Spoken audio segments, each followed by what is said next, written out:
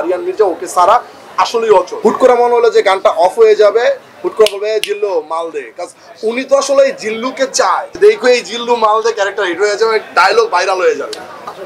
আমাকে হচ্ছে ওইখানকার যে আমাদের ইপি সিদ্ধার্থ ও অ্যান্ড জয় যে হচ্ছে অ্যাসিস্ট্যান্ট ডিরেক্টর ছিল, স্যামদার কিছু কাজ আমাকে পাঠায়, ইউটিউব হোয়াটসঅ্যাপে লিঙ্ক পাঠায়, দেন আমি কাজগুলো দেখি, এরপর তো কথা হয়, কথা হওয়ার পরে শুটিং সেটে দাদার সাথে আমার ডিসকাশন হয় যে আসলে কি করতে চাই, আমি জানতে চাই।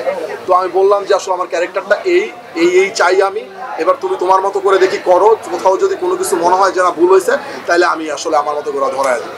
তো দাদা ঠিকঠাক মতো করে তার মতো করে করে যাচ্ছিল। তুমি গাড়িতেই হয়েছিল? হ্যাঁ গাড়িতে, আমরা শুটিংয়ে যাচ্ছি, এক গাড়ি করে যাচ্ছিলাম আপনার সাথে।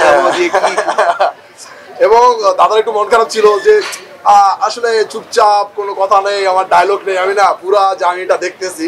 তখন আমি লাস্টে আমার মনে হলো ক্লাইম্যাক্সের সময়, তখন আমি বললাম যে দাদা দেখো এই জিল্লু মাল দে আর এই জিল্লু ক্যারেক্টার আফটার এডিট তুমি বুঝতে পারবা তোমার কি দাঁড়াইছে। কারেক্ট? একদম একদম। কারণ আমি তো জানি যে এই ক্যারেক্টারটার আসলে মুখে কথা না থাকলেও ওর ইনসার্ট গুলা মাঝখানে মাঝখানে যাবে, যেটা আসলে বোঝাই যাবে যে আসলে এই ক্যারেক্টারটার জায়গাটা হচ্ছে আরিয়ান মির্জা ওকে সারা আসলেই অচল, সবকিছু ওর সাথে শেয়ার করে, এবং ও আরিয়ান মির্জাকে কতটা ভালোবাসে আমরা একটা সিকোয়েন্সে বোঝাই দিচ্ছি যে সে ড্রাগস ছাড়তে চায়, সে দিচ্ছে যে আপনার কষ্ট আমার সহ্য হচ্ছে না।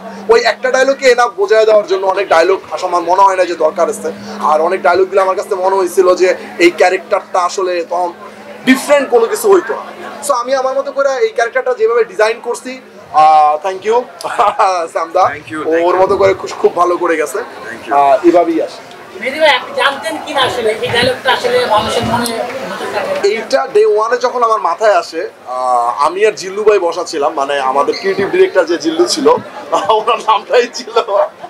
তো হুট করে জিএম আশরাফ যখন গানটা পাঠায় আমাকে, নিঃশ্বাস, এটা আমার সিনেমার প্রথম করা গান, কারণ আমি ক্লাইম্যাক্সটা নিয়ে খুব ভাবতেছিলাম, বিকজ অফ বাংলাদেশে অনেকদিন পর্যন্ত ক্লাইম্যাক্স হয় না, এটা আসলে শুনতেছিলাম যে ঠিকঠাক ক্লাইম্যাক্স হয় না। তো জিএম আশরাফটা যখন আনি, আমি আমার ডিজাইন বোঝাই যে ওর ইনার ফিলিংস আমি কানে শুনতে চাই, তো আপনি এইভাবে আসলে গানটা লেখেন। যখন এই গানটা একটা গান হয় কি একবার দিল, একবারই তো আসলে আমরা লক করে ফেলি না, অনেকবার শুনি। যখন আমি শুনতেছি তখন মনে হয় রাত 12টা 1টা, শুনতেছি, হুট করে মনে হলো যে গানটা অফ হয়ে যাবে, হুট করে বলবে জিল্লু মাল দে, উনি তো আসলে এই জিল্লুকে চায়, জিল্লুই তো সবকিছু ক্যারি করে, জিল্লুকে দেয়। তখন আমি জিল্লু ভাই বললাম হৃদয় ইন্টারেস্টিং বিষয়টা, আমি বলছি যে দেখেন এটা হিট হয়ে যাবে, এবং আমি শারিনা বুকেও বলছি যে দেখো এই জিল্লু মাল দে ক্যারেক্টার হিট হয়ে যাবে, ডায়লগ ভাইরাল হয়ে যাবে।